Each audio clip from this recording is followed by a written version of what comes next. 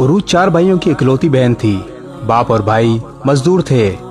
भाइयों ने मिलकर इसकी शादी एक मजदूर के साथ कर दी। इस मजदूर की नीयत नेक थी।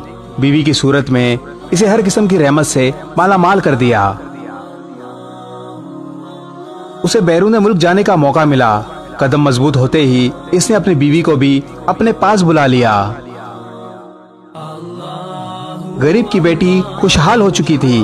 अब इसकी जिंदगी का हर दिन यौम ईद था और हर रात शब बारात थी। मगर इस आलम में भी अरूज अपने वालिद और भाइयों को भूली नहीं थी। परदेश में 2 बरस गुजर चुके थे। एक दिन उरूज को अपने वालिद और भाइयों की याद ने बहुत तड़पा दिया। शौहर ने ख्वाहिश का एहतराम करते हुए वतन वापस लौटने का इंतजाम किया। उरूज ने अपनी वापसी की इत्तला किसी को नहीं दी थी। वो अपने घर पहुंचकर अचानक सबको सरप्राइज देना चाहती थी। वतन पहुंचकर उरूज अपने घर पहुंची तो इसे अचानक अपने सामने देखकर इसके भाई परेशान हो गए। अब्बू कहाँ हैं? इसने सवाल पूछा। इस सवाल का जवाब देना तमाम भाइयों के लिए मुश्किल हो रहा था। फिर एक पड़ोस से सवाल का जवाब भी मिला और सुराग भी मिला। नालायक बेटों ने अपने बाप को घर से निकाल दिया था। इसका बाप एक झोंपड़ी में अपनी जिंदगी के दिन पूरे कर रहा था।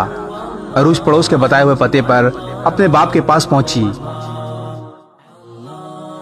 इसका बाप मजबूत आसाब का मालिक था, मगर बेटी की एक बात सुनकर रो पड़ा।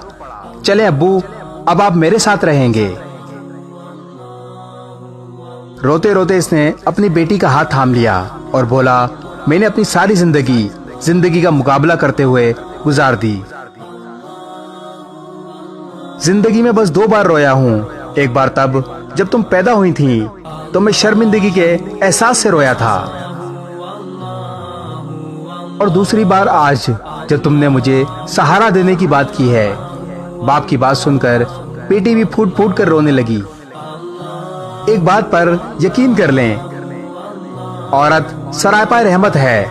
माँ की सूरत में, बीवी की सूरत में, बहन की सूरत में और कभी बेटी की सूरत में। बेटियां भी उन्हीं लोगों को नसीब होती हैं जिनसे अल्लाह ताला बहुत खुश होता है। रहमत तो बस रहमत होती है, फिर चाहे कोई इसकी कदर करे या ना करे।